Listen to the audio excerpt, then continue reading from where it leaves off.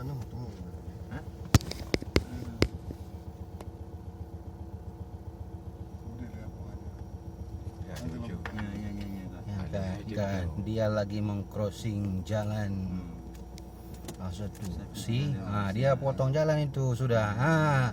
Itu sudah kan. Ada 2 ekor, satu sudah ke depan. Coba lihat saudara-saudara. Mungkin dia balik lagi, mungkin ada yang ketinggalan. Nah, dia lagi menantang kita ini sepertinya. Tuh ada 2. Dia mau lihat pantau kita. Ini di jalan A1 Dia pantau kita. menuju dekat dengan longsor. Dia meng-crossing jalan. Dalam. Dia masuk lagi dalam. Iya, Dia masuk lagi dalam. berarti masih ada sekedar sini. Titik pasti dia ada. Itu dia yang jelas sekali.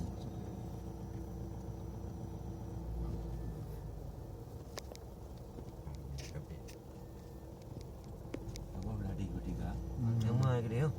Tak gede. Titik aja. Titik. Dia tak pelam lah.